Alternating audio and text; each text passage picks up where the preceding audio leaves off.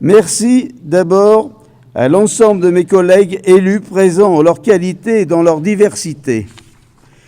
Je souhaite souligner la présence de mesdames et messieurs Cyril Alavoine, le sous-préfet de l'arrondissement d'Argenteuil, donc notre sous-préfet, Pierre Barros, ancien maire de Fos et maintenant nouveau sénateur, Cécile Rilhac, députée de notre circonscription, Cécile Dumas, conseillère régionale, Yannick Boédek, maire de Cormeilles-en-Parisis et conseiller départemental et président du Val-Parisis, Gérard Lambert-Motte, maire du Plessis-Bouchard, conseiller départemental, Jean-Noël Carpentier, maire de Montigny-les-Cormeilles, Jean-Christophe Poulet, maire de Bessancourt, Bernard Tailly, qui représente Patricia Zès, maire de Frépillon, lui-même est l'ancien maire de Frépillon, Françoise Norman, maire de Beauchamp, le cabinet de Laurent Clésardin, qui représente monsieur le commissaire Évrard du commissariat de Cergy-Pontoise,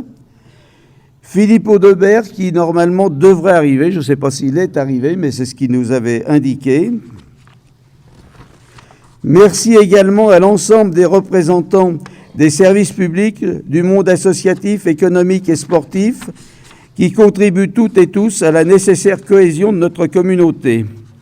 Plusieurs personnalités nous ont demandé de bien vouloir les excuser. Madame Valérie Pécresse, présidente de la région Île-de-France, Marie-Christine Cavetchi, présidente du conseil départemental du Val d'Oise, Bernard Jamet, maire de Sannois, Marie-Josée Bolande, maire d'Aubonne, Xavier Melki, maire de Franconville, Xavier Aquin, maire d'Hermont, le lieutenant Barbier, responsable du centre de secours de sapeurs-pompiers d'Herblay, et Laetitia Boisseau, qui a eu une impossibilité de venir de dernière heure. Donc tous ces gens-là demandent qu'on les excuse.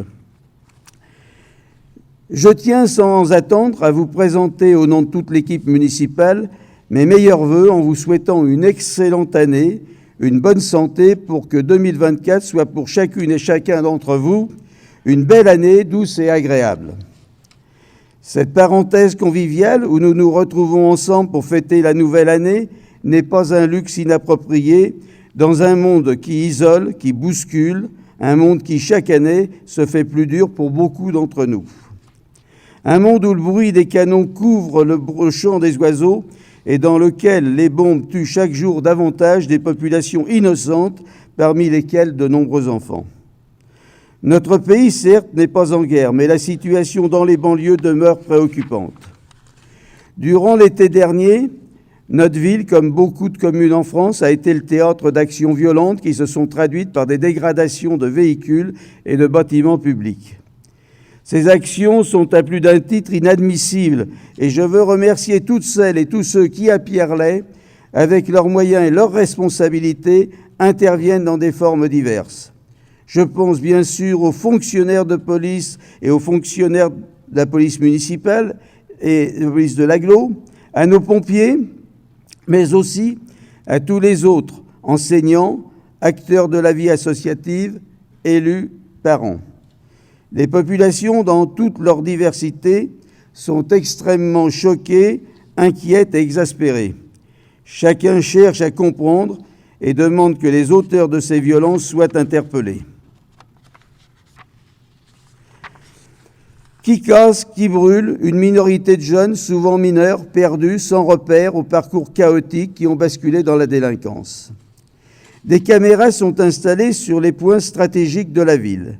Elles permettent, mais pas toujours, d'identifier, d'interpeller les auteurs et par la vidéoprotection d'obtenir des interventions policières plus rapides.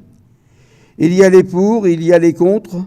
Pour ma part, je ne suis pas de ceux qui veulent en mettre partout, mais les écoles, les lieux de culte, les espaces de fort rassemblement justifient, quand on voit ce qui peut se passer même dans des petites villes de province, que des précautions soient prises et des protections soient installées.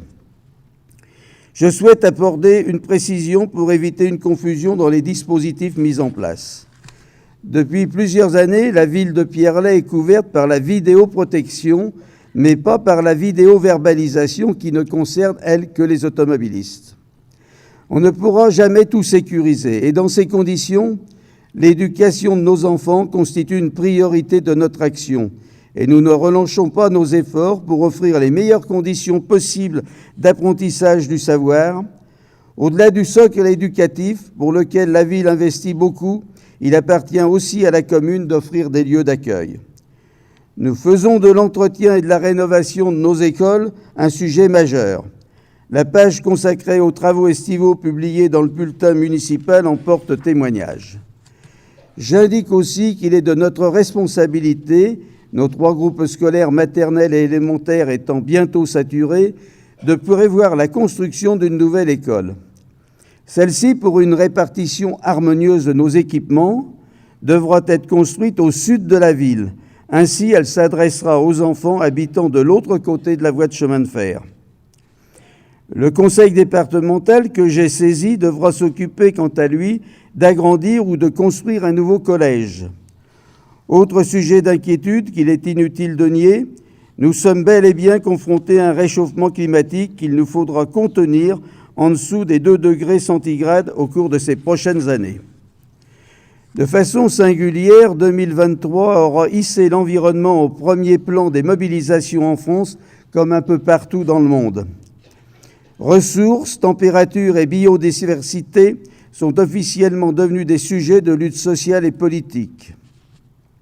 Sécheresse, feux de forêt, cyclones, fonte des glaces, montée des océans, inondations, voilà quelques-unes des conséquences derrière lesquelles des drames humains se jouent quotidiennement. Il y a urgence à s'engager et à agir. La décision de planter 1 million d'arbres sur les 1350 hectares de la plaine de Pierre-les-Bessancourt, même s'il s'agit d'une goutte d'eau dans un océan, est une excellente décision qui permettra de lutter contre le réchauffement climatique. C'est aussi le sens des zones d'accélération qui sont en train de se mettre en place dans le but de faire la promotion des énergies renouvelables. Le PLU est en cours de révision et nous souhaitons assouplir le règlement afin d'encourager les habitants à se tourner vers les énergies renouvelables. Protéger notre planète et s'engager résolument dans une démarche de développement durable nécessite de modifier nos comportements et d'adopter des gestes salutaires pour sauvegarder notre patrimoine environnemental. Il est constaté et appréciable que des écoles, des enfants soient sensibilisés, par exemple, aux modalités du tri. Ils peuvent aussi à leur tour sensibiliser leurs parents. Les modes de collecte seront amenés à évoluer. Ainsi, à partir d'avril 2024, le syndicat Triaction optera en faveur de la mise en place de bacs pour collecter les déchets verts à la place des sacs végétaux. Cela constitue indéniablement un gain environnemental en remplaçant le jetable par du durable. Cette démarche aura aussi un impact budgétaire. Les sacs étaient distribués aux habitants gracieusement et représentaient de ce fait une dépense annuelle non négligeable pour les collectivités. Autre geste salutaire pour la planète, depuis le début de l'année, il est proposé le tri et la collecte à la source des biodéchets, c'est-à-dire des déchets végétaux et alimentaires, et de fait cela vise à intensifier la démarche du compostage et de la valorisation. Cela s'inscrit dans le cadre de la loi du 10 février 2010, loi anti-gaspi pour une économie circulaire. Tous ces dispositifs sont positifs et contribueront, je l'espère, fortement à atténuer les dégâts subis par notre chère planète. J'évoquais à l'instant l'éducation. Comme vous le savez sans doute, un conseil municipal des jeunes a été mis en place en novembre 2022. Nous en sommes fiers et à écouter les uns et les autres, l'initiative a été appréciée. Ils sont présents parmi nous, ils sont presque la totalité du conseil est présent. Il doit manquer qu'un ou deux absents. Ce matin, les jeunes élus sont à mes côtés et je tiens à les féliciter pour la réflexion et le travail qu'ils mènent. L'école doit davantage sensibiliser les élèves à la chose publique et renforcer l'éducation civique. Pour nos jeunes, le CMJ est un lieu d'apprentissage de la citoyenneté, un espace de parole, de rencontre et de découverte. Il donne l'occasion aux jeunes élèves de comprendre le fonctionnement de la collectivité et combien il est difficile mais gratifiant après avoir fait naître un projet de conduire celui-ci jusqu'à son achèvement. La réunion plénière du Conseil municipal de la jeunesse du 13 décembre 2023 a dressé un premier bilan d'activité. Des élus du CMJ participent et interviennent lors des cérémonies commémoratives et s'inscrivent ainsi dans la transmission aux générations futures. Ils ont visité récemment l'Assemblée nationale. Merci Cécile Rilhac, qui est parmi nous ce matin.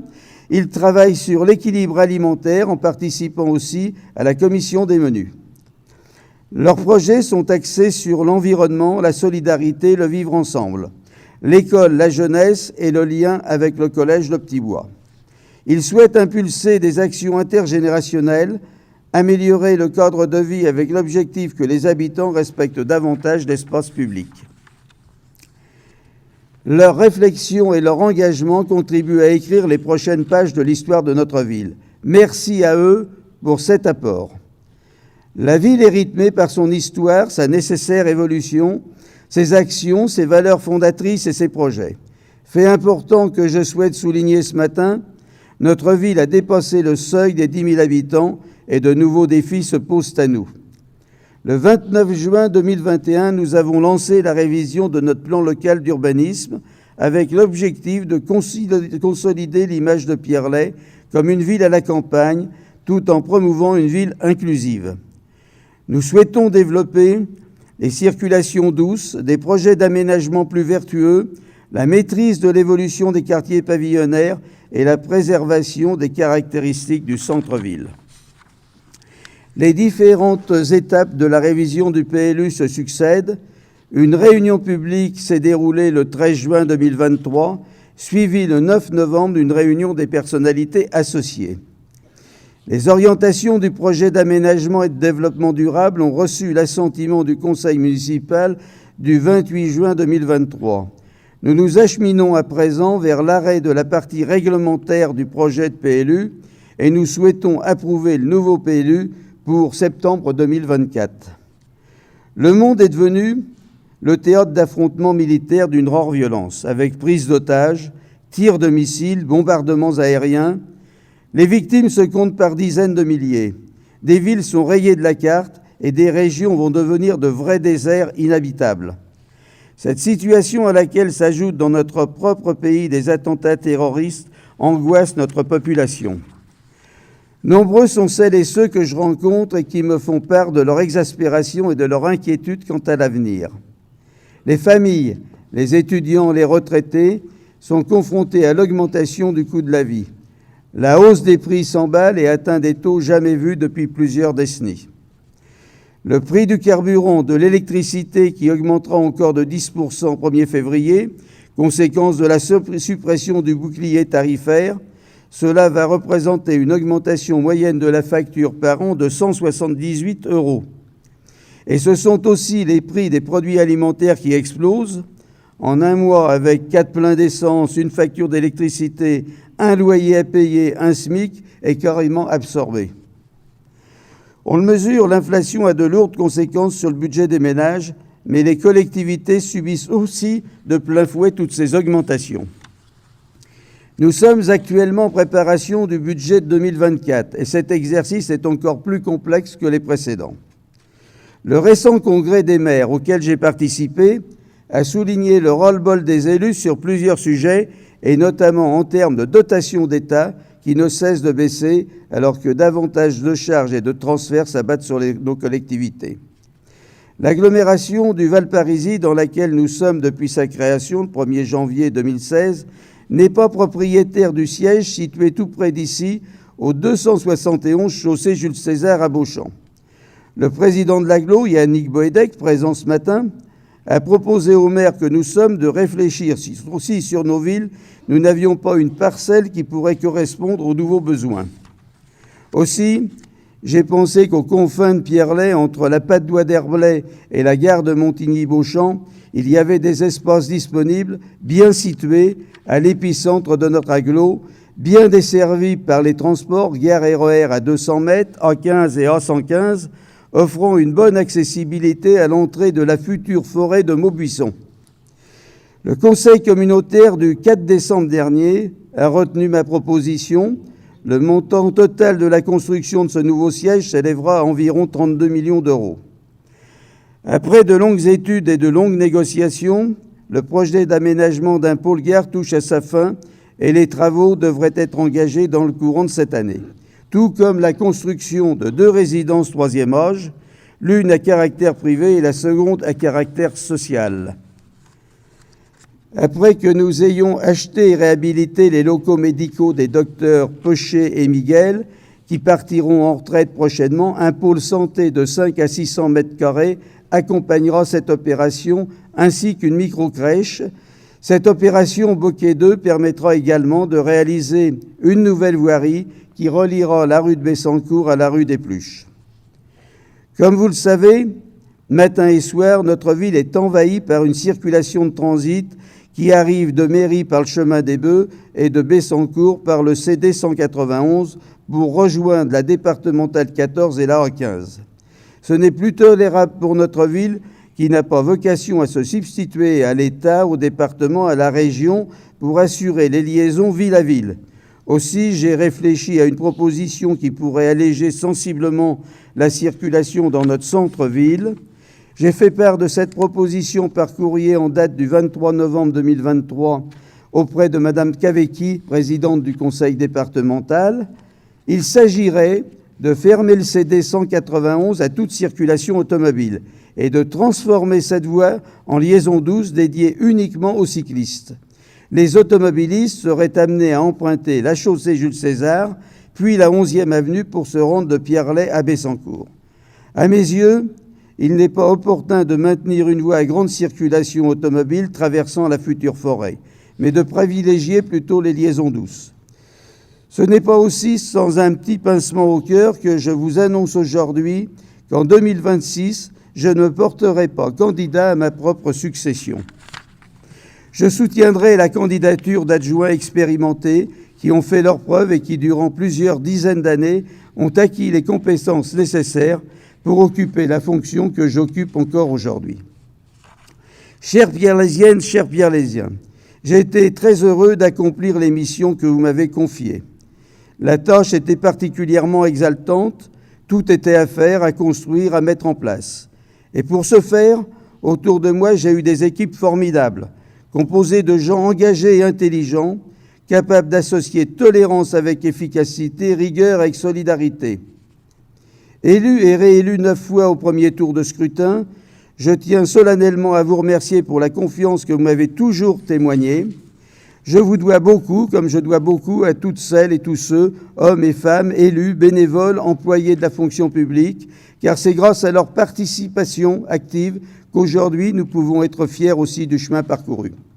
Certes, il reste encore beaucoup à faire, mais la situation de notre ville est saine. Son épargne et son faible niveau d'endettement, ses importantes réserves foncières permettent d'envisager positivement l'avenir. Pour cela, bien sûr, il faudra continuer à se battre et valoriser le rôle des élus. Cette situation a aussi permis de ne pas augmenter les taux d'imposition du foncier bâti, ni le coût des prestations acquittées par les familles, cantines, centres de loisirs. Pierrelet, petite ville de 10 000 habitants, bénéficie d'un bon niveau d'équipement. Néanmoins, parmi ceux-ci, certains, en fonction de leur âge, nécessitent d'y réaliser quelques travaux. Sol et étanchéité de la toiture du tennis, éclairage, qualité du sol et réseau d'eau au terrain de football. La commission municipale des sports devra rapidement nous transmettre le bilan qu'elle aura effectué avec les services techniques et qui devra nous permettre d'établir un programme de requalification pour les 2 ou 3 prochaines années. L'État doit cesser d'éloigner la décision publique des citoyens. Il doit laisser travailler les élus en privilégiant la subsidiarité dans la gestion des politiques publiques. Les maires incarnent la proximité, ils l'ont prouvé au moment de la Covid, et ce sont eux qui, en toutes circonstances, apportent les réponses les plus immédiates aux besoins des habitants. Il convient aussi de restaurer le lien fiscal entre les habitants et leurs communes, qui a quasiment disparu avec la dernière suppression, notamment de la taxe d'habitation. Faire communauté passe aussi par le partage, par le civisme et par la démocratie. Il ne vous a pas échappé que l'année 2024 sera l'année des Jeux Olympiques à Paris. Toute une campagne de communication est lancée depuis déjà un certain temps. Comme d'autres villes, ce thème est au cœur de la carte de vœux qui vous a été adressée. Je souhaite souligner le travail remarquable réalisé par le service communication de Pierrelet, qui a su imaginer, créer et réaliser par le moyen de l'illustration notre carte de vœux. Depuis plusieurs années, la carte de vœux met en lumière les compétences du service communication. J'ai souhaité rappeler une citation de Nelson Mandela qui fait sens. Le sport est une source d'inspiration, de dépassement, de tolérance et d'apprentissage du respect de la jeunesse. Il participe à créer une société plus juste et plus fraternelle. Le sport peut être considéré comme un facteur de paix dans le monde actuel qui se déchire et se fracture. Il est bon de le rappeler, des fortes valeurs s'exprimeront lors des Jeux comme l'excellence, l'amitié et le respect. Le sport permet le dépassement de soi, mais dans le respect de l'autre. Il encourage l'esprit d'équipe, de partage, de fraternité et du fair-play. Je souhaite vivement que les Jeux 2024 se déclineront ainsi, forts de ces valeurs. La pratique du sport fait partie des droits de l'homme. Après avoir remercié, comme j'ai l'habitude de le faire, un certain nombre de personnalités et de bénévoles, nous allons procéder à la remise des médailles du travail, mais j'ai appris qu'ils étaient très peu nombreux à être présents. Néanmoins, je vais citer tout le monde quand j'en arriverai au moment de la distribution, effectivement, des diplômes. J'en profite aussi pour redresser mes remerciements aux élus du conseil municipal de la jeunesse, aux membres de la Caisse des écoles et du centre communal d'action sociale, au personnel communal ainsi qu'aux responsables associatifs. Je tiens de nouveau à mettre l'accent sur l'apport précieux des bénévoles investis dans l'action locale et source de lien social. Nous mesurons encore aujourd'hui, avec l'organisation de cette cérémonie, sous l'impulsion d'Adélaïde Dapola, adjointe aux fêtes et cérémonies, excusée ce matin pour des raisons de santé, et le concours des services techniques, du service événementiel et du service fêtes et cérémonies. Donc c'est grâce à eux que nous pouvons tenir des manifestations comme celle de ce matin. Dans quelques minutes, nous vous proposons d'embarquer pour un voyage autour du monde, sous les stands qui sont dans cette grande salle, et vous irez à la découverte des spécialités culinaires typiques. En effet, 13 pays nous invitent à déguster leurs mets au travers du buffet concocté ce matin. Tagine, chili, choucroute, rougail saucisse, tortilla, poulet tandoori et tant d'autres. Autant de plaisir pour nos papilles gourmandes. Je remercie les élus et le service de Valparisis, celles et ceux qui interviennent dans le domaine de la santé, de l'éducation, de l'activité économique, les partenaires institutionnels, les polices nationales, intercommunales et municipales, le centre de secours des sapeurs-pompiers. Je vous ai annoncé qu'il y avait un buffet avec des spécialités un peu du monde entier. Donc, écoutez, je vous renouvelle tous mes vœux pour l'année 2024. Belle année et surtout une bonne santé et puis plein de bonnes choses, voilà. Et on va continuer en discutant autour du verre de l'amitié, en dégustant effectivement toutes ces spécialités du monde entier. Voilà, merci à vous tous d'être venus.